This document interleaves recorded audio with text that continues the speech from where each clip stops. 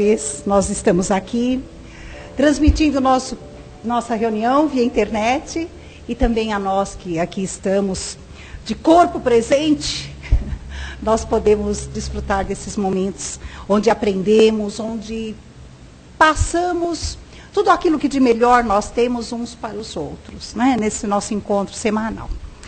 Gente, nós gostaríamos de dizer a todos que nós temos trabalhos diariamente, exceto as sextas-feiras. Nas segundas, terças e quintas, a reunião com palestra, passe e plantão de atendimento ocorre às 20 horas. O plantão sempre com meia hora de antecedência. Então, aqueles que desejarem passar pelo atendimento, bastam chegar um pouco mais cedo, né? Na quarta-feira, nós temos o trabalho também às 14 horas, aos sábados, às 17h10 e aos domingos, às 10 horas. Outra coisa também, o nosso trabalho social, o nosso departamento social distribui todo segundo sábado de cada mês 60 cestas básicas.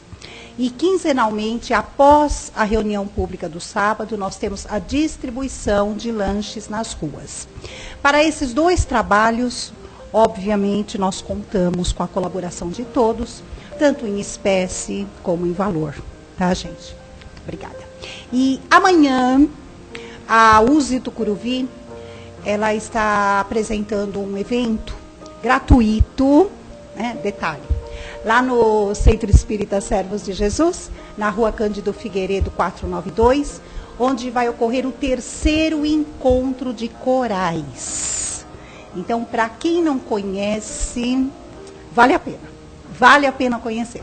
É um trabalho, a parte artística, né, da doutrina espírita, onde vários centros possuem os seus grupos musicais.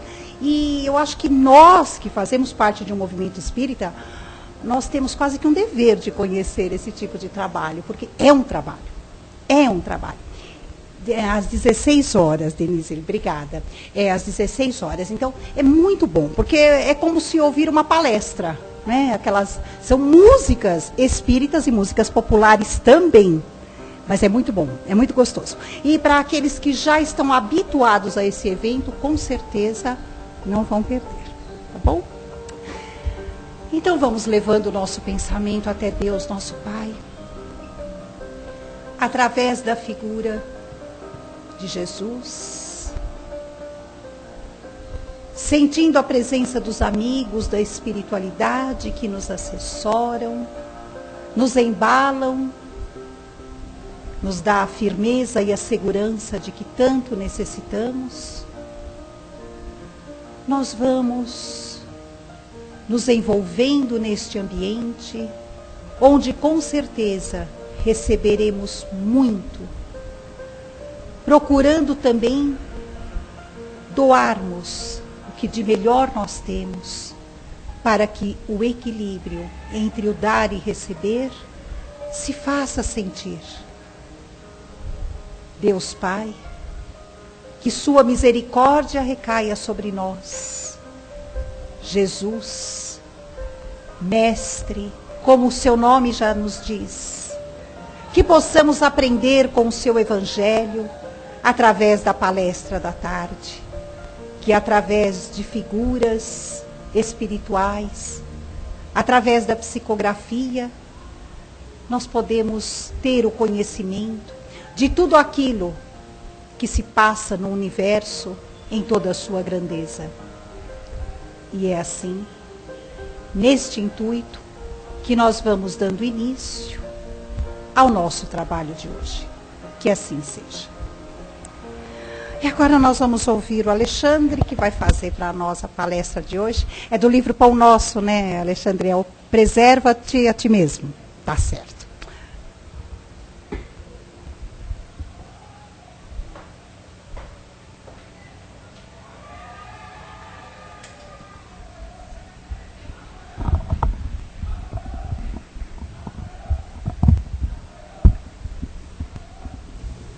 Tá bom, né?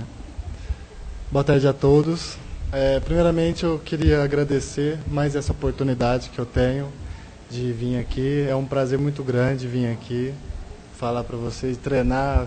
Eu conto com a paciência de vocês pelos treinamentos que a gente faz aqui, que vocês permitem que um grupo possa vir aqui realizar. E a lição de hoje é retirada do livro Pão Nosso, ditado pelo Espírito Emmanuel, e trata sobre, o título dela é Preserva a Ti Mesmo. E no trechinho bíblico que sempre o Emmanuel cita antes da lição, é retirada de João, e é aquela parábola da pecadora, né? Então o trechinho é vai e não peques mais. E só para relembrar, essa parábola da pecadora aconteceu num caso que Jesus estava lá tranquilo no templo, né, escrevendo no chão, e quando chegaram o pessoal, o povo da época, e apresentaram para ele uma mulher que foi pega no ato de adultério, em flagrante de adultério. E o pessoal, para tentar ele mesmo, para provocar ele, perguntou: e aí, Jesus, o que a gente faz com ela? A lei de Moisés fala para a gente apedrejar ela. É isso que Moisés fala, era a lei de Moisés na época. E daí Jesus, no primeiro momento, ele não dá bola. Ele continua lá escrevendo, tranquilo. Daí o pessoal interroga de novo: mas e Jesus, aqui ó, a mulher foi pega pecando, ela estava, né, foi pega em flagrante. Daí Jesus, já devia estar meio de saco cheio, levantou e falou assim, o pessoal falou: ó, quem não tiver nenhum pecado, pode atirar a primeira pedra, então. Se vocês querem apedrejar, então quem não tiver o primeiro pecado, quem não tiver nenhum pecado, atire a primeira pedra. E voltou, abaixou e nem olhou para o pessoal. Continuou escrevendo na areia com o dedo.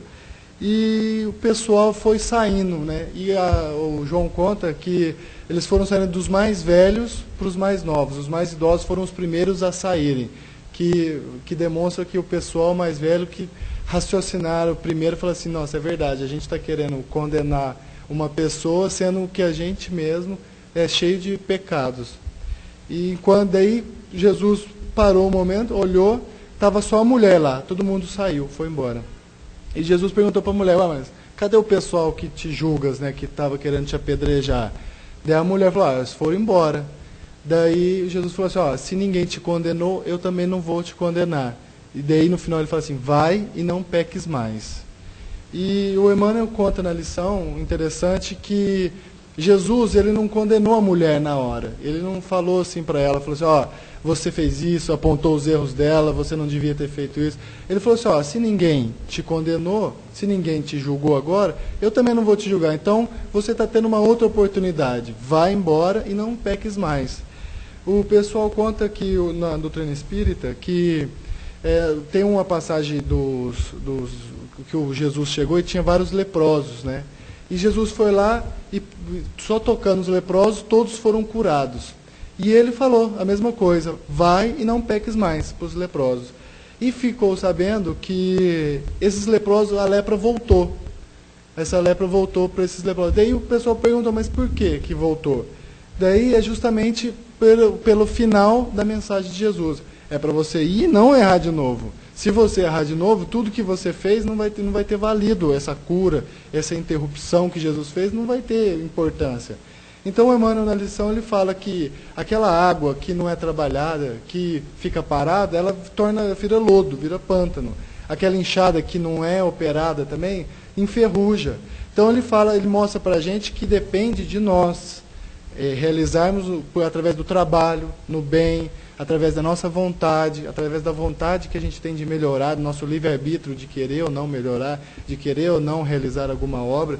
É através disso que a gente vai melhorar, é através dessa parte que a gente vai não errar mais, não pecar mais. Se a gente recebe, daí o Emmanuel na lição até fala, não adianta a plano espiritual fazer materialização, aparecer, curar a gente toda hora, chega à noite, tem que tirar aqueles pensamentos ruins que a gente teve o dia inteiro.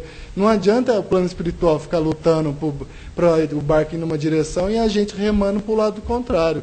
Então a gente tem que começar a atitude, a gente tem que começar a agir para melhorar. Então depende de nós essa atitude, depende de nós essa oportunidade de melhora. E dando mais esse vaze não peques mais, é a nossa reencarnação. A nossa reencarnação, quando a gente escolhe o nosso plano e volta para reencarnar, certamente a nossa mensagem é o seguinte: vá de novo lá, pela não sei que vez que a gente já está aqui, vá e não peques mais, porque a gente já veio várias vezes, insistimos nos mesmos erros, continuamos nos mesmos defeitos, nos mesmos vícios, e com certeza o nosso mentor fala assim: ó, dessa vez não peque de novo, não erra de novo, vê se acerta dessa vez. Então essa encarnação é muito importante. E o Aurélio ele nos deu uma mensagem interessante, chama plano de ação. Então ele nos conta que quando estamos para reencarnar, nós elaboramos um plano, uma estratégia, como se fosse uma estratégia. Então, nesse plano, a gente vai lá e enumera os nossos erros. Ó, eu erro assim, eu erro assado, eu sou egoísta, eu sou ciumento, eu não faço isso, eu sou preguiçoso. Está lá todos os nossos erros. E nós mesmos vamos lá e vamos elaborar esse plano de ação. Como é que eu vou fazer para tratar esses meus erros, para ir não pecar mais? E a gente elabora isso, esse plano de ação. E vem aqui, para a Terra, com o plano pronto. Só que a gente não tem aquele plano no bolso que a gente fala: e agora, para onde que eu vou, para onde que eu vou? Então, o Espiritismo é muito importante nessa hora, que ele nos mostra como é que funciona esse plano de ação. E, intuitivamente, a gente vai sabendo o que a gente tem que fazer, como é que a gente tem que agir em determinada conduta, em determinada situação. Então, a gente mesmo sabe que a gente tem que praticar o bem, a gente tem que amar o nosso próximo, amar a Deus. Isso tudo está no Espiritismo, está em outras religiões também. E agora, depende da gente. A gente quer fazer isso? A gente faz isso? Porque muita gente, bom, principalmente espírita, né? Sabe tudo, leu, mas não faz nada. Na hora de agir, é como se fosse o que o Emmanuel fala: parece, é uma água parada ali. Vai criando aquele lodo, vai ficando parado, não funciona para nada. Não adianta a gente saber e não colocar. Então, daí, cria a dúvida. Escolher as nossas provas, muitas pessoas interrogam: mas eu escolhi mesmo passar por isso? Eu escolhi sofrer desse jeito?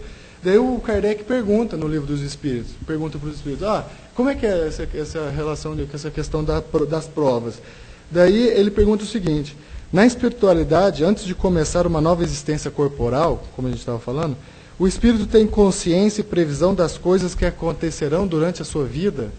Daí os espíritos respondem para ele assim: ele mesmo escolhe o gênero de prova que quer passar. Nisso consiste o seu livre-arbítrio. Então, aqui está explicado, aqui está provado que não adianta a gente falar: nossa, essa prova é muito dura para mim, eu não vou conseguir suportar. Por que eu estou passando? Será que Deus não gosta de mim? Será que eu fiz alguma coisa? Está aqui, a gente escolheu, então não adianta a gente ficar lamentando, não adianta a gente ficar patinando no mesmo lugar. Mas por que eu passo por isso? Por que eu tenho certas dificuldades? Então, aqui mostra que depende do nosso livre-arbítrio dar uma outra direção, consertar esse trajeto que a gente está percorrendo. Daí, na outra pergunta seguinte, ele fala assim, o Kardec pergunta: então não é Deus que impõe os sofrimentos da vida como castigo? Daí os Espíritos respondem: nada acontece sem a permissão de Deus.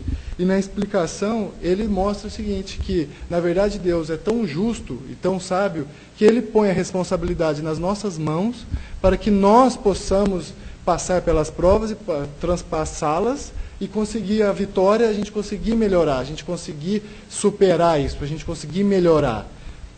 Então, daí tem uma outra pergunta interessante. Fala assim, daí muita gente acho que tem missão, veio aqui em missão para ajudar. Tal. Ele fala assim: a missão é imposta a um espírito ou depende de sua vontade? Daí ele fala: ele pede e fica feliz em obtê-la. Nós sabemos que no plano espiritual, a quantidade de espírito que quer reencarnar, que precisa reencarnar, que tem algum débito, que tem alguma dívida, é muito grande, muito grande. E hoje, com o controle de natalidade, com as famílias todas programadas, reduzidas, não está tendo oportunidade dos espíritos voltarem e reencarnar, escolher essas provas, a traçar esse plano de ação. Está difícil deles virem aqui e traçar e consertar esses erros e poder voltar junto com aquela pessoa que eu fiz mal e para ajudar ela e cumprir essa programação. Então, a gente que está aqui, nós encarnados, temos que ter muita consciência disso para aproveitar ao máximo a oportunidade que a gente está tendo de passar aqui. encarnado, porque vai chegar uma hora, vamos desencarnar, e para voltar aqui vai estar difícil, vai ser difícil conseguir de novo uma oportunidade se a gente não aproveitar, se a gente não cumprir o que a irmã falou, vai, não peques mais, a gente vir aqui, errar de novo, a lepra vai voltar, a doença vai voltar, tudo vai voltar. E nessa análise de erros, nesse ponto da reencarnação, o André Luiz ele nos conta que no plano espiritual ele estava andando, tinha uma sala, uma sessão específica para a reencarnação. Então a pessoa ia lá com o plano de ação que o Aurélio nos contou e ela via como é que ia ser o corpo dela. Então a pessoa chegava e falava assim, então o seu corpo vai ser assim, você vai ser grande, pequeno, médio, fraco, forte, então estava tudo traçado lá. E a pessoa, e quando o André estava conhecendo e deslumbrado com uma tecnologia, né, que ele falava que tinha um corpo humano assim, perfeito, totalmente perfeito, exposto lá com todos os órgãos, tal, que ele dava para ver, chegou uma mulher e perguntou, falou assim, pediu licença, falou assim, ele estava com o plano dela prontinho, com o corpo, falou assim, eu queria só um defeitinho aqui na minha hipófise, aqui na minha glândula, porque eu queria tomar mais cuidado com meus hormônios, para eu lembrar que eu tenho que ter cuidado com o meu corpo, que eu tenho que ter cuidado com o meu veículo, porque tantas vezes eu fui e estraguei meu corpo, eu não cuidava, eu era desleixada com o corpo. Daí o mentor que estava lá cuidando, ele pensou, olhou certinho e falou assim, não, então, tudo bem, está concedido, então você pode ir.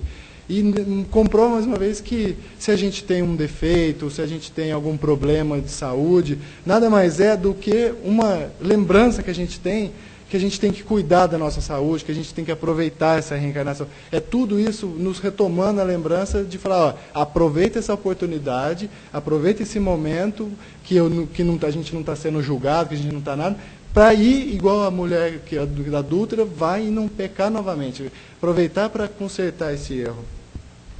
E é interessante que no Pão Nosso também, na lição 3, o Emmanuel ele conta que essa simbologia que Jesus fazia com o arado, né? Que ele falava, que tem uma passagem que Jesus fala assim, aquele que largar o arado e olhar para trás, ele não é digno de entrar no reino dos céus. E o que é esse arado? Por que Jesus usou essa simbologia do arado, que ele usava sempre? Além de ser um instrumento, naquela época, muito comum, que o pessoal vivia mais na zona rural, ele demonstra que o arado é um símbolo, que o arado é aquele instrumento que a pessoa vai empurrando na terra, que demanda muito esforço, a pessoa muito cansaço, a pessoa, se demanda muita dedicação dela para cortar a terra, que vai abrindo a terra, para depois vir a outra pessoa e jogar a semente. Então, nada mais é que se a gente jogar, é uma analogia à nossa vida, que esse esforço é necessário, esse suar a camisa, de lutar contra as dificuldades, o impacto da terra, o atrito da terra, isso Jesus quis mostrar para a gente, que a gente precisa disso. E esse corte que faz no seio da terra, que corta a terra, são essas nossas dores que a gente vai recebendo ao longo da vida, esses nossos desencantos, isso que a gente recebe, que na verdade abre a terra para de lá nascer uma vida nova. Que ele mostra que depois da semente lá dentro, aquela semente vai trazer uma vida nova, vai trazer uma nova vida para a gente. Então, se o nosso esforço, dependendo do nosso esforço, da nossa dedicação em cortar essa terra, a gente vai cultivar, a gente vai colher essa nova vida, essa nova planta que é na simbologia. Tem outra mensagem que ele faz uma analogia interessante com a semente, aproveitando o gancho.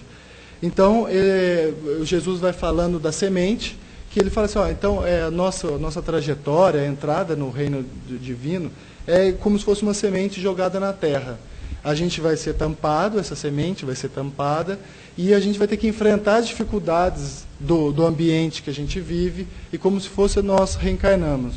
A gente vai enfrentar as dificuldades da terra, igual a semente enfrenta, os detritos que tem lá, que não é nutriente para ela, os problemas que ela tem. E a semente precisa de muita força para transpassar essa terra, a terra para atingir a luz, que ela busca a luz, a planta busca a luz.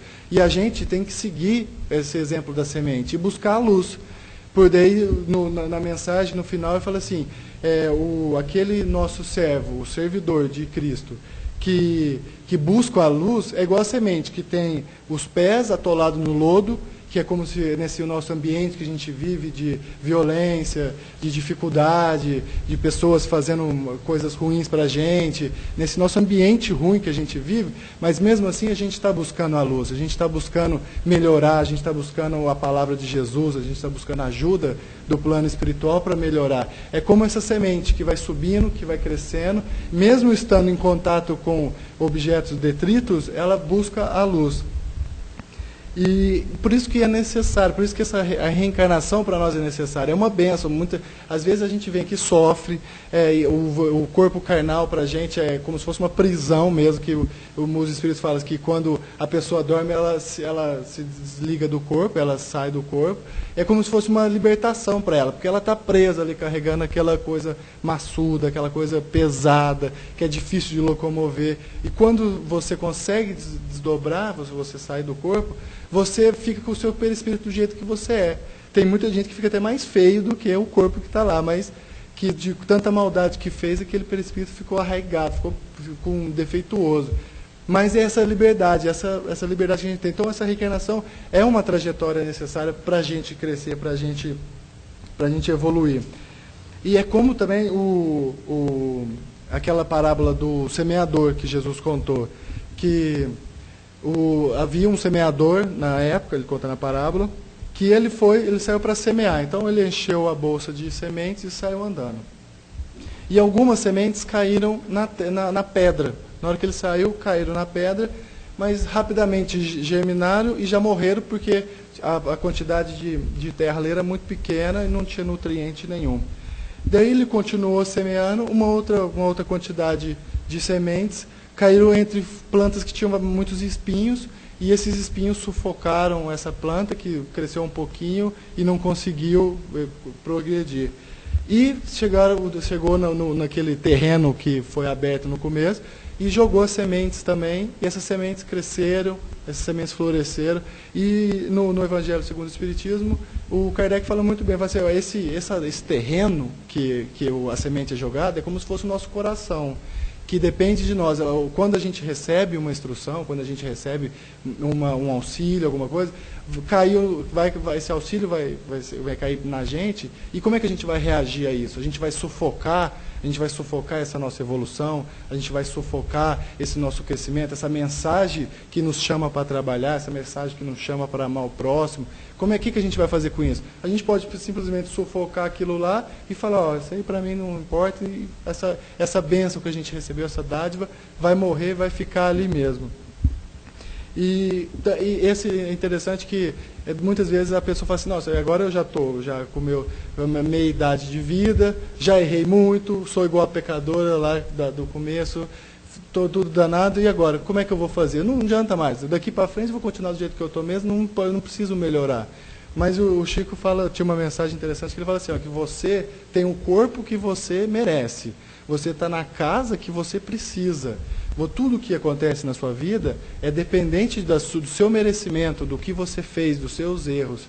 Então ele fala que não importa que você fez as coisas erradas para trás, importa você melhorar e daqui para frente, melhorar daqui para frente. Você não pode mudar o seu passado, os seus erros, que está feito, mas você pode mudar o fim. Esse você pode mudar. Você pode começar a trabalhar agora para mudar o fim e não pecar mais. Que o Emmanuel fala, não peque mais, vai e muda e não erre de novo. É interessante que no começo que Jesus escrevia na Terra, o Emmanuel tem uma mensagem que ele fala assim, que essa simbologia de Jesus escrevendo na Terra, ele mostra, fala assim, Jesus não deixou nada escrito, ele não pegou um pergaminho e falou, vocês vão fazer assim e acabou. Ele deu exemplo, ele foi lá, ele passou por aqui, e através do exemplo que ele deixou na Terra, é que perpetua até hoje a lição dele. E então Emmanuel nos mostra o seguinte, que Deus nos deu um livro, que esse livro que a gente vai escrevendo a cada dia aqui na Terra, a gente escreve a cada dia.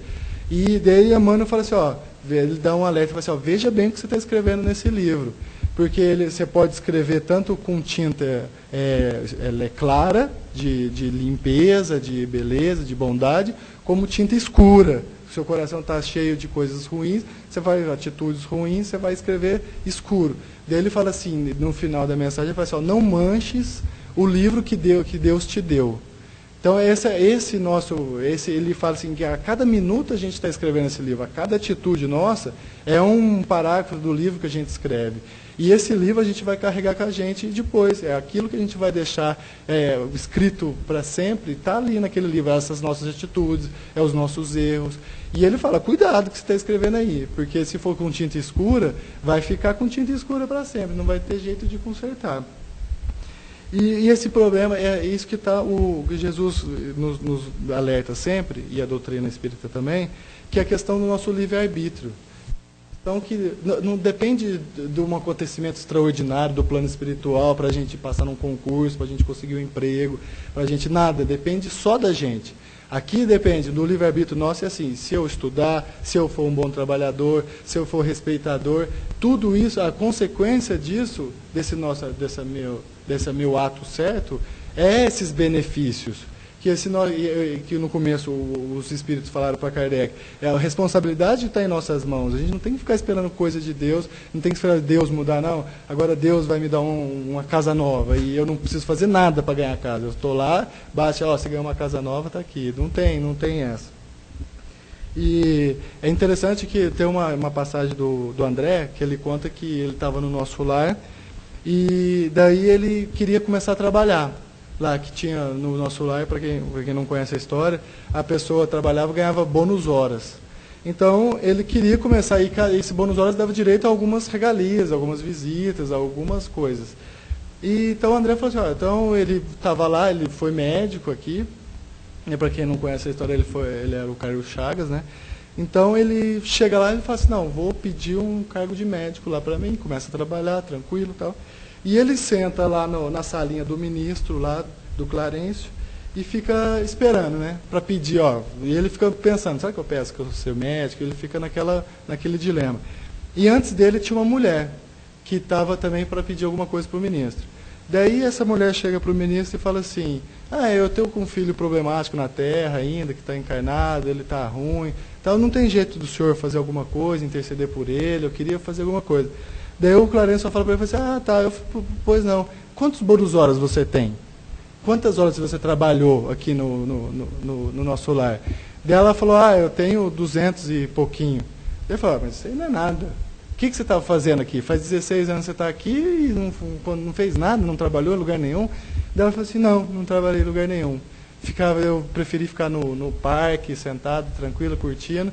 Ninguém obrigou ela com chicote a trabalhar. E ela não trabalhou. Daí o cara falou assim, infelizmente eu não posso fazer nada. Se você não tem esse bônus horas, eu não posso te auxiliar. E para nós isso é importante também. Se a gente não trabalhar, se a gente não fizer nada para o outro, se a gente não fizer nada de bom, a gente vai pedir com que cara de pau que a gente vai chegar e falar, preciso de ajuda. Você ajudou? Não, ninguém. Igual uma mensagem do Emmanuel também, que ele fala assim, ele chama petições. E ele chega e fala assim, que a nossa vida aqui é igual uma conta do banco. Então a gente pode investir. Ele falou, o melhor investimento que tem não é CDB, não é fundo DI, não é ações, ele falou assim, é ajudar o próximo. É doar o seu tempo para o próximo. É doar o que você não tem para o próximo. Isso que ele fala, você tem que doar tudo, até o que você não tem. E isso é só conta corrente, isso vai te dar um crédito nesse banco. E ele fala que a oração que a gente faz, a nossa prece, é como se a gente estivesse emitindo um cheque. Então, esse cheque, a gente vai lá, emite o cheque de uma oração, de um pedido. Na hora que chega o cheque lá, eles vão conferir. Tem saldo na conta? Não tem, então devolve o cheque. Não fez nada para ninguém? Cheque sem fundo, volta para trás, não adianta nada. Então, isso demonstra também que depende da nossa atitude, depende dessa nossa vontade de ajudar, de começar a angariar esse fundo que a gente tem, de trabalhar no bem, desse bônus horas que faça com que a gente tenha merecimento de pedir alguma coisa, que daí não seria cara de pau, seria por merecimento mesmo. E tem uma história do André Luiz que conta que eles foram atender um menino que estava rezando e eles falaram assim, não, vamos atender e tal. Ele falou, mas por que a gente vai atender um moleque, né, que está rezando? Ele falou assim, você não sabe o que ele já fez aqui no plano espiritual no nosso lar. Ele tem tanto merecimento que os caras largaram tudo e foram lá. Porque ele foi um dos maiores trabalhadores do plano espiritual e quando encarnado, o que ele pediu, o pessoal falou assim, não, esse menino merece, vamos lá dar uma ajuda para ele, vamos dar um apoio para ele. E o plano espiritual ajuda. Isso você todo mundo pode comprovar na prática. Quando você começa a trabalhar na caridade, quando você começa a amar mais as pessoas, a tentar amar sem esperar nada em troca, quando você começa a fazer essa tentativa de ir para frente, de trabalhar no bem, de progredir, o plano espiritual com certeza vai te dar um apoio, vai te dar um auxílio, que vai sempre te ajudar a ir para frente. Agora, se você parar em empacar e falar, daqui eu não saio, daqui ninguém me tira, o plano espiritual não vai te carregar no colo e falar assim, não, meu bem, vamos lá, que é para frente que se anda, né? Então, depende dessa nossa ajuda. Se a gente for ajudar uma pessoa, com certeza a gente vai levar a nossa equipe espiritual, todo mundo junto lá. Se a gente tem a intenção de auxiliar essa pessoa, nosso mentor vai ajudar, vai conseguir dar uma intuição para a gente fazer determinada coisa. Então, isso é muito interessante. E tem uma história também do Chico, que ele conta que um rapaz perdeu um dedo, né? E foi reclamar para o Chico. Falou assim, nossa, Chico, eu perdi um dedo e tal. Daí ele falou assim, e era um rapaz muito trabalhador, o pessoal conhecia ele, e esse pessoal vai lá, ele ajuda tanto os outros, vai lá, leva pão lá na Avenida Cruzeiro do Sul, faz tudo certinho, ajuda lá na favela, e quando vai lá, perde o dedo. Cadê esse plano espiritual que não ajuda nada? Daí o Chico falou, é verdade, né? Não ajudou ele. Daí o Emmanuel veio e falou assim, não, você não sabe, era para ele perder o braço, mas como ele ajudou, como ele foi bom, como ele fez coisas boas, ele só perdeu o dedo. Isso foi dado para ele como um prêmio, como um merecimento mesmo dele. Igual tem uma história de um rei, ele foi caçar e levou um servo dele com ele. Falou, vamos lá caçar. Daí ele está lá no meio da caça, daí o servo, tudo que o rei perguntava para ele, falou assim, Deus é muito bom, Deus faz tudo certo, Deus não erra. Daí o rei não acreditava em Deus, não achava que ele era besteira, mas o servo ajudava muito, carregava muito bem, falou assim, vou levar esse servo comigo. E no meio da caça, veio uma fera lá e foi lá e comeu a mão dele, roubou os dedos dele e tal. Era um dedo, aumentei um pouquinho para a mão. Daí ele pegou e daí o rei falou assim, tá vendo? Deus é tão justo, Deus sabe o que faz aí, comeu minha mão. Porque e você não estava, você foi espantar, na hora que espantou, foi minha mão inteira e não tem mais volta, que Deus é ruim, e começou, e ele falou assim, não, Deus é bom, Deus sabe o que faz. Ele falou assim, então você está essa semana aí, você vai preso, então. Prendeu o servo dele, falou assim, você está falando muita palhaçada, você não serve mais para nada. Daí ele curou, ele foi caçar de novo, sem o servo. Daí no meio da caça, ele foi pego por uma tribo, que carregou ele para a tribo deles, e eles iam sacrificar esse rei para os deuses, né, dessa tribo. E puseram ele no altar, o rei, amarraram ele, falaram, vamos sacrificar o rei. Na hora que eles iam sacrificar o rei, eles viram que ele estava faltando um pedaço da mão. Daí ele falou assim, esse cara não é perfeito, os nossos deuses não vão gostar, então solta ele que ele não presta para nada. E soltaram o rei. Daí o rei voltou lá, falou assim, nossa, olha só como é que Deus foi bom comigo, né? Não me comeram, não me mataram lá.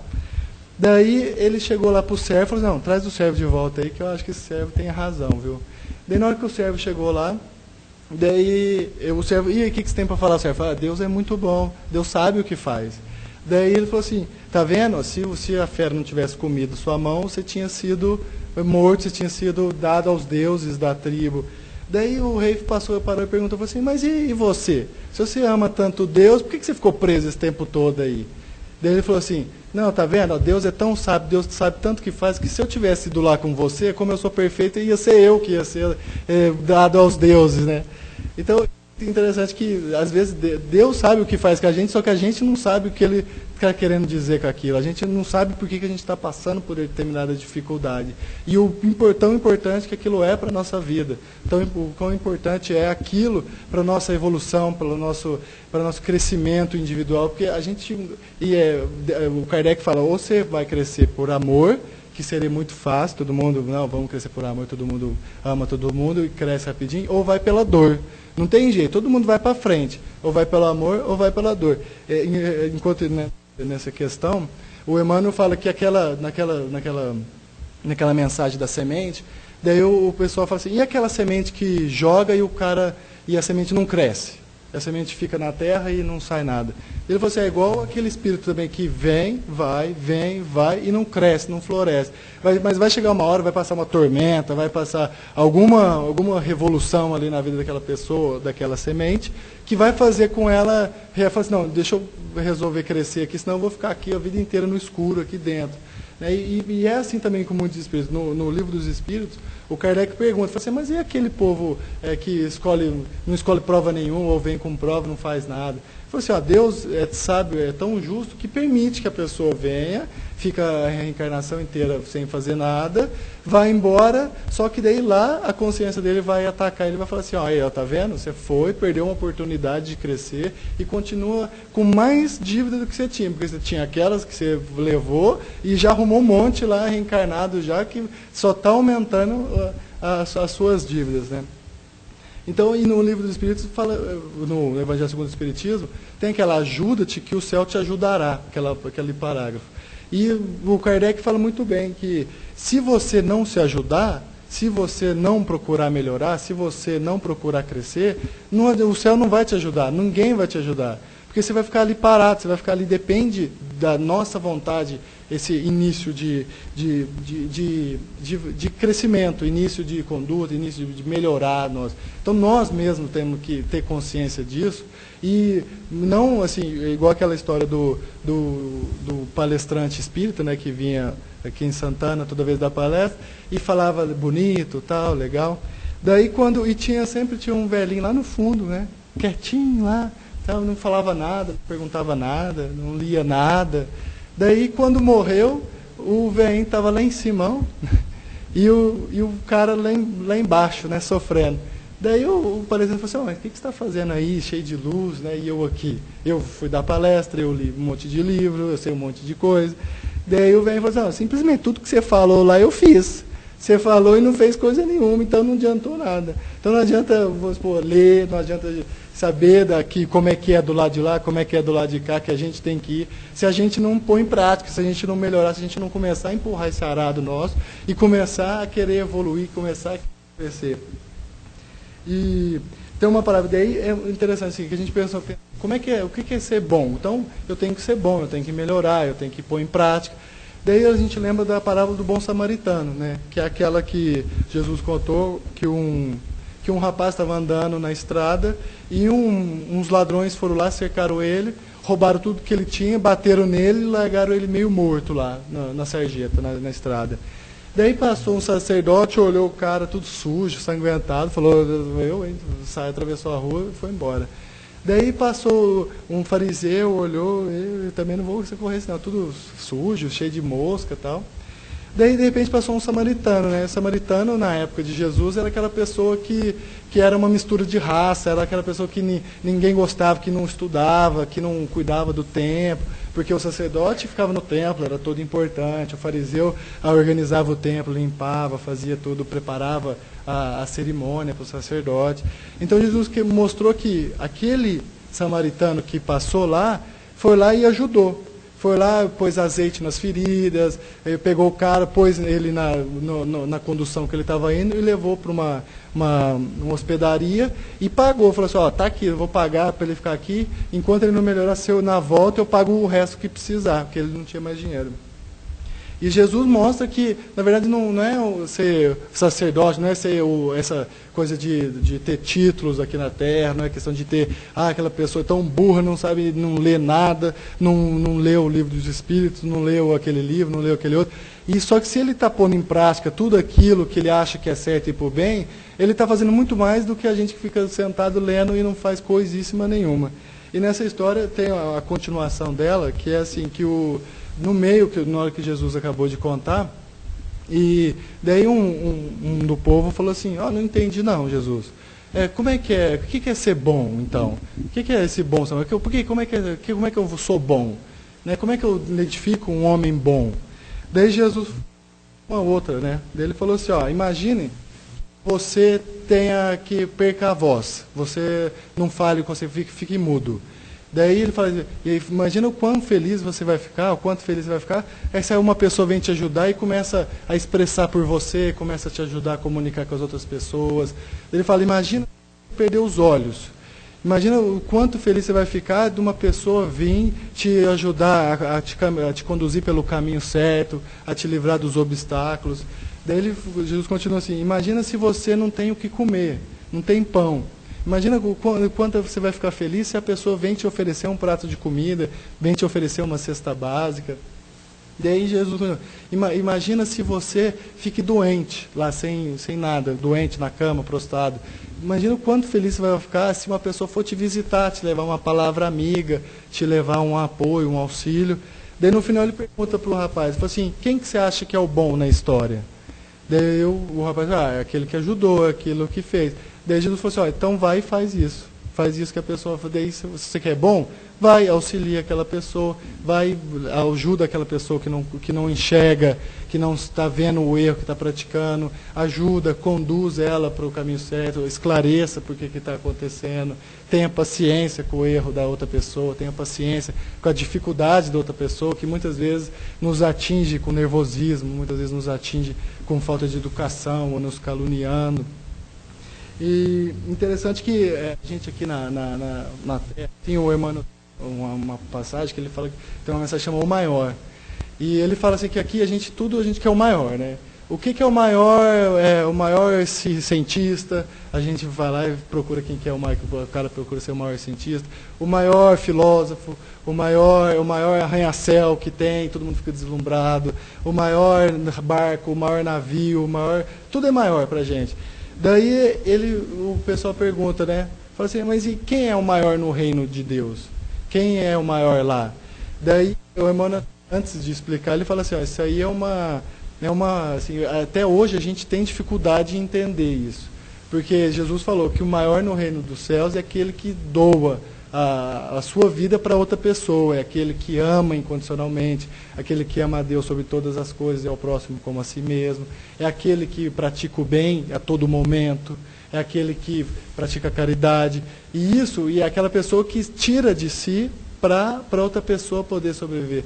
E isso nos atinge porque a gente quer ser o maior, na empresa que a gente trabalha, a gente quer ser o maior entre os amigos, a gente quer ser o mais inteligente, a gente sempre busca ser o mais. E Jesus fala, não, você tem que ser o último, você tem que estar por último para entrar no reino dos céus. Não o primeiro, não ser o maior, mas ser o último. E isso é um conflito para a gente, porque a gente não vai entrar na faculdade para ser como o pior da faculdade. A gente quer ser o melhor da faculdade para ser o melhor profissional, para ser o melhor trabalhador, para ser o melhor jogador de futebol. Então, é isso que a gente mostra, essa humildade que a gente tem que ter de reconhecer que isso que a gente está passando aqui, essa busca pelo material, essa busca, de nada vai valer do outro lado, que é esse livro que a gente vai carregar. Vai chegar no outro livro, a gente vai ser o maior em tudo, mas na prática da caridade, no bem, na hora que a gente for medir a nossa evolução, não vai ter quase nada, porque a gente buscou uma coisa que não trouxe nenhum resultado para a gente. E para finalizar, uma mensagem interessante para reflexão, que chama Excitação de Pedro. Daí conta, né, que o Simão Pedro tinha ele tinha uma casa, né, a casa do caminho, e daí ele atendia o pessoal, né, era mendigo, era pessoa com fome, ele dava prato de comida, dava abrigo, ajudava todo mundo nessa casa dele.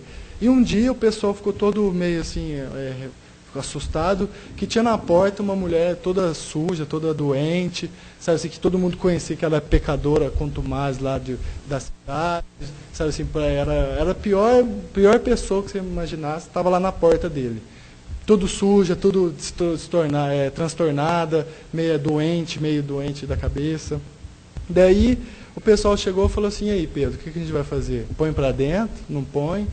Daí Pedro estava querendo falar para ela vazar de lá, né? Falou, não, vai causar tanto transtorno aqui para a gente, suja, né? Daí Pedro falou assim, não, então vou fazer o seguinte, vou rezar então. Porque Jesus já havia morrido, né? Falou assim, vamos ver se o mestre me dá uma luz, né? Me dá um clique. Daí ele vai para o fundinho da casa do caminho e ele começa a rezar pedindo para Jesus iluminar ele para tomar essa decisão. Daí Jesus aparece para ele, sabe, uma luz muito forte, E Pedro aproveita, ele sabe que aquele momento é muito difícil de acontecer, e ele já fala, mestre, o que eu faço? Tem uma mulher lá, que tudo doente, louca, querendo entrar, o que eu faço? O que eu faço com essa mulher? Daí Jesus, calmo, né, fala assim, eu não vim curar os sãos, ele fala. Daí Pedro já ficou meio pensativo, né? Ele falou assim, mas por que eu vou trazer essa mulher aqui para dentro? Eu vou para julgar ela, para falar que ela não agiu certo, que ela sempre se enveredou para o lado do mal, fazendo coisas erradas. Daí ele falou assim, não, você não vai fazer isso não. Para isso tem um monte de juízes aí para fora. Daí Pedro falou assim, então eu vou trazer ela aqui para dentro para quê? Para mostrar para ela que ela é ruim, para falar para ela que ela errou. Aqui, ó, tá vendo? Você está tudo danado aqui porque você não fez a coisa certa. Daí Jesus falou para ele assim, não, também. Para isso, na rua tá milhões de pessoas que ficam apedrejando ela, que ficam maldizendo ela. Você não precisa fazer isso não. Daí Pedro falou assim, então por que eu vou trazer ela aqui? Para mostrar para ela que o mundo, a vida dela posterior aqui na Terra vai ser ruim, porque ela não fez nada de certo, então a dívida dela aumentou. Daí Jesus fala assim, não, também, para isso tem muitos espíritos que se dizem julgadores e se dizem mandato de Deus, que julgam os outros espíritos, que condenam os outros espíritos. Aí vai ter o pessoal, você não vai fazer nada disso. Daí Jesus fala assim, aquele que segue o Evangelho, aquele que quer o bem, ele sempre ampara, sempre ajuda, e sempre ama e perdoa. Daí Pedro falou, é verdade. Daí Pedro voltou, chegou lá para a mulher, abriu a porta e falou assim, pode entrar. Daí a mulher falou assim, quem é você? Daí Pedro falou assim, sou seu irmão. Daí ela entrou. Obrigado.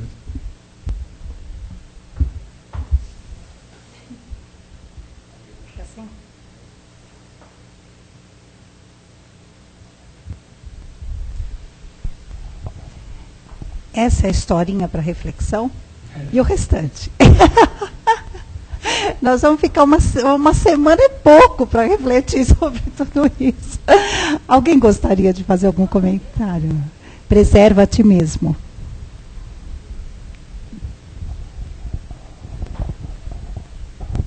Só que lembrar que a saída da casa do caminho é a entrada aqui, o fundinho, tá? Não, é interessante que hoje você fez vários tópicos, várias palestras, numa só. Né? Mas vamos começar pelo início, pelo fim. Tá? Essa reflexão de sermos juízes e julgadores de nós mesmos, não vamos nem pôr o próximo, né? Porque nós, lá, com o exemplo de André Luiz, quando nós vamos nos reencarnarmos, nós pusemos um monte de regrinhas, né? E essas regrinhas que nos são transmitidas através do nosso corpo, através do nosso perispírito, através das nossas atitudes, são os espinhos, né? O poeta diz, no meio do caminho tem uma pedra, o que vou fazer para tirá-la dele do caminho? Né? E os nossos pedregulhos, os nossos espinhos, que vão nos trazendo transtorno, vão nos lembrando o nosso compromisso espiritual. Por que veio? Vieste fazer o quê? Para que serve a tua vida?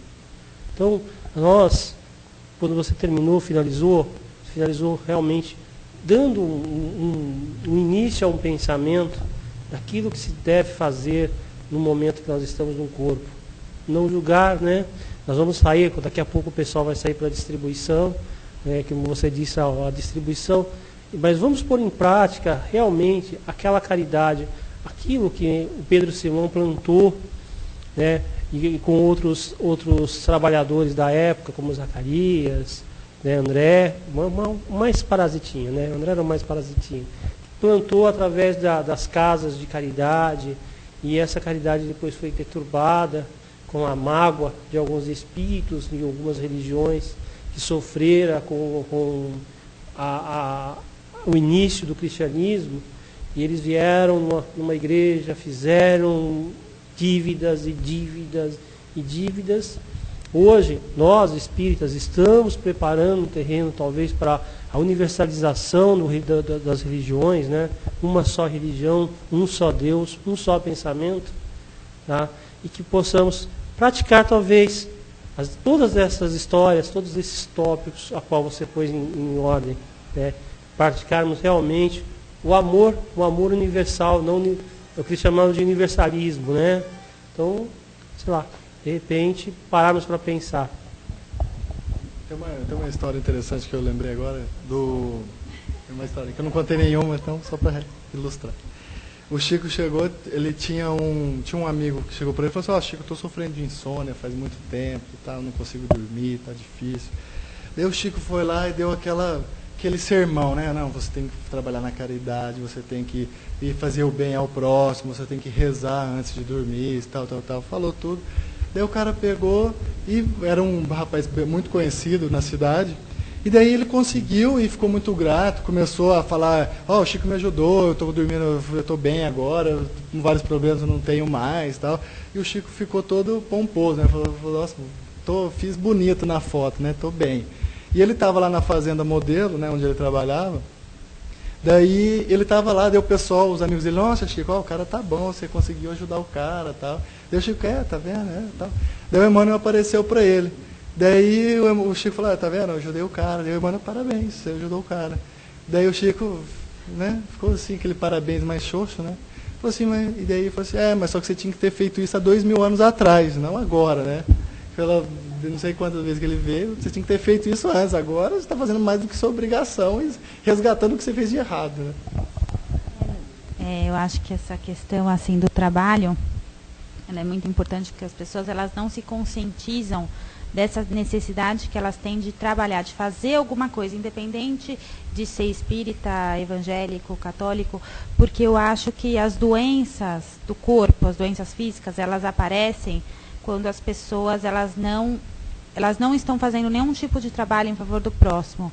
Porque eu acho assim, quando você trabalha na caridade, é como se você trocasse essas provas, essas doenças, por trabalho. Então eu acho que se as pessoas se conscientizassem mais da importância que é para elas trabalhar pelo próximo, eu acho que assim, os hospitais não iam ter tanta gente necessitada quanto tem hoje, porque acho que as pessoas elas não se disponibilizam hoje pelo tempo, a fazer nada pelo próximo, só que elas também não estão fazendo nada por elas mesmas, eu vejo assim.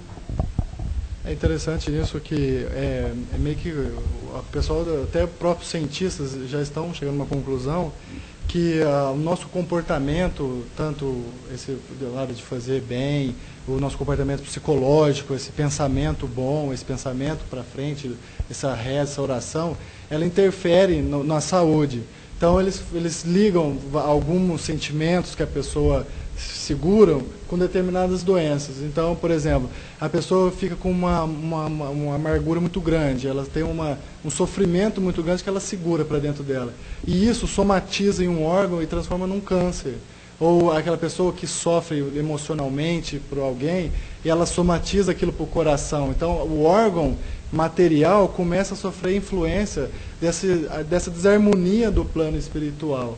A desarmonia que você tem no seu espírito, ela é repassada para o seu corpo. Então, isso reflete alguma doença, algum problema que você tem. É esse acúmulo de energia. Você não faz, quando você pratica o bem, faz a caridade, você está fazendo aquela energia correr, porque os mentores te usam como instrumento para mandar energia para outra pessoa. Então, quando você vai dar um passe, você é um canudinho. Né? O mentor vai usar você para jogar aquela energia. E a sua energia, consequentemente, vai circular. E essa energia vai ficar energia boa, porque o plano espiritual não vai deixar todas as energias ruins em você e mandar tudo de bom para outra pessoa, que você está auxiliando. Então, e principalmente quando esses médiums que fazem tratamentos de cura, que fazem essas cirurgias espirituais, eles nada mais fazem do que tratar o perispírito, para o perispírito passar para o corpo carnal, o conserto, e a pessoa melhora. Eles tratam o perispírito e esse perispírito, como não harmoniza naquele local que está danificado, logo o órgão vai começar a trabalhar bem e vai voltar à saúde. Alexandre, você começou falando sobre o perdão. Aí eu queria perguntar o seguinte: uma situação que a pessoa te faz um mal, por exemplo, aí você a muito custo você perdoa, aí ela volta a te fazer a mesma coisa, aí você perdoa de novo, aí ela volta. Você acha assim que deve se perdoar, continuar perdoando sempre, ou ter alguma atitude que dê um stop, assim, sabe, que bloqueie esse que foi? Não, tá falando de você, imagina. Interessante é o seguinte, que Jesus falou assim que a gente tem que perdoar não uma vez ou outra, mas 70 vezes 7. E esse 70 vezes 7, antigamente, quando o evangelho ele era transmitido de uma pessoa para outra, geralmente a pessoa que tinha, ela pedia para alguém escrever, copia para mim, porque a escrita não era todo mundo que sabia escrever, eram poucas pessoas. E então a pessoa ia lá e copiava, olhava num, copiava para o outro pergaminho para ficar dois e para passar para frente o outro. E, geralmente, dependendo da região, as letras mudavam, o jeito de escrever muda. Então, na época, já existiam poucas palavras, já poucas sílabas para expressar esse pensamento.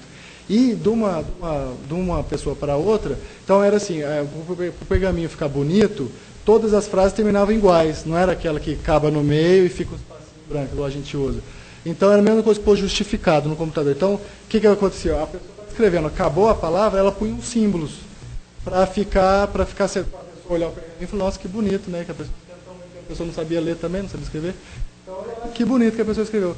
Só que o que aconteceu? Depois, passado para frente, esse pergaminho ia lá para o outro lado, a pessoa ia lá e falava assim, não, esse símbolo aqui quer dizer X, ou quer dizer 70, quer dizer uma coisa. Então, a questão do 70 vezes 7, era porque na época não tinha palavra para expressar o sempre e muitas vezes. Infinito. Então, o que a pessoa punha? Então, o 7, o 70 vezes 7, era para significar, falando, né?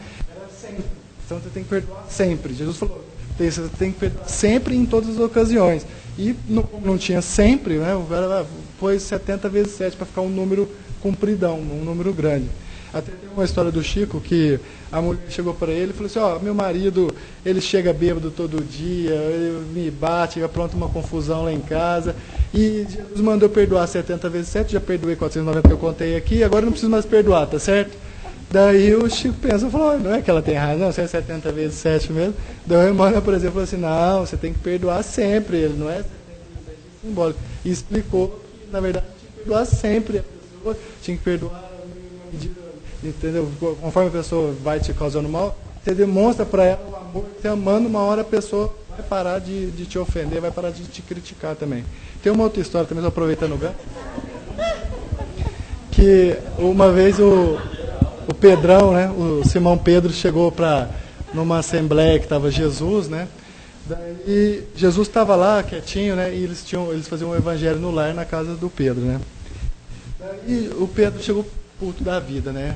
Falou assim, não, viu? E Jesus lá quietinho, né? Falou, meu tio apareceu para mim e falou que eu era um devedor, que eu dilapidava tudo o patrimônio, gastava com coisa que não importava, e daí meu filho dele, meu primo, já começou a entrar no meio, querendo me bater no meio da rua. Daí o pessoal, e aí, o que você fez, né? Eu pus ele no lugar, falei que eles eram uns burros, que não sabiam fazer nada, comecei a enfrentar o meu primo para sair na mão com ele na rua e tal, e Jesus só olhando, né? Daí Jesus pegou e daí o pessoal ficou esperando que Jesus ia falar, não, tá certo, mete porrada, né? Daí Jesus falou assim, que os nossos irmãos que reencarnam conosco, em nossa família, são o primeiro instrumento que Deus dá para a gente melhorar. E ele chegou para Pedro e falou assim, no começo, o carpinteiro, como é que ele constrói a casa? Daí o Pedrão falou assim, trabalhando, né? Daí ele fala assim, que instrumento que ele usa? Ele fala assim, como ele faz isso? Ele fala, com instrumentos, né, que ele faz. E daí foi quando Jesus fala, os nossos próximos, esses nossos irmãos próximos, são o instrumento que Deus dá, o primeiro instrumento que Deus dá para a gente melhorar, para a gente crescer, para a gente nos reformar, para a gente aprender a perdoar. Essas nossas pessoas aqui da nossa família, que convive com a gente tanto a direta como aquela família indireta, que convive quase diuturnamente, todo dia, todo final de semana, esse é o primeiro instrumento que para construir essa evolução, para construir esse nosso crescimento. Daí o Pedrão ficou olhando assim e falou, não sei não, viu? Daí ele fala assim, daí Jesus percebeu que ele não estava muito convencido e falou assim, como é que ama uma próxima e como é que você vai amar uma pessoa longe? a caridade que ele pregava tanto. Então, você vai fazer caridade, é muito bom, mas como é que você vai fazer a caridade para aquela pessoa tão longe que você não tem contato nenhum se você não faz com o seu próximo? Daí ele fala assim, se você não ama o seu irmão que vive sob, é amar a Deus. Interessante. Pedro era bravo. Alexandre, obrigada. Imagina, Agradecemos de coração pela exposição de hoje. E antes de nós começarmos as vibrações, lembrando que o Alexandre lembrou de uma lição do Pão Nosso também, que se chama o arado, né? E o arado, ele lembra a cruz que nós carregamos. É o fardo, é o trabalho, né? É nesse sentido que nós nos referimos ao arado. Aí, para que nós possamos fazer as vibrações, eu lembrei de uma coisa interessante. Tem uma frase hoje as historinhas e as frases, né? De uma música do Gilberto Gil, que ele diz assim, compara o teu arado a uma estrela. A coisa fica muito melhor, né? Então, vamos comparar esse nosso arado, que a vibração que nós fazemos aqui é um trabalho que beneficia aqueles que estão carentes de uma faísca que seja daquele sentimento que nós vamos levar. Então vamos comparar esse nosso arado a uma estrela, porque a estrela nada mais é do que o símbolo da luz, do brilho que se irradia. E transmitindo este nosso sentimento maior, nós vamos envolvendo a todos aqueles que necessitam da luz, para que suas consciências, responsabilidades, comprometimentos possam brilhar neste momento. E é através de toda essa lucidez que nós podemos abraçar o que Deus Pai nos envia e levarmos a todos aqueles que se beneficiarão de alguma forma de tudo que pudermos transmitir e doar. Lembrando sempre também de vibrarmos por todos aqueles, e nós estamos incluídos entre eles, de não culparmos a ninguém por tudo que nos acontece. Que nossa responsabilidade sobre a nossa vida, o nosso desempenho, se abrilhante a cada dia. Pois só assim nós vamos poder abraçar carinhosamente nesta vibração a todos aqueles que necessitam de saúde, de reconforto, de paz. Que possamos fazer esta estrela brilhar em nossos lares. Que cada companheirinho nosso, cada irmão de jornada, se faça recebedor. E que possamos contagiar também a todos aqueles do nosso recinto profissional, social. Viveremos por esta casa,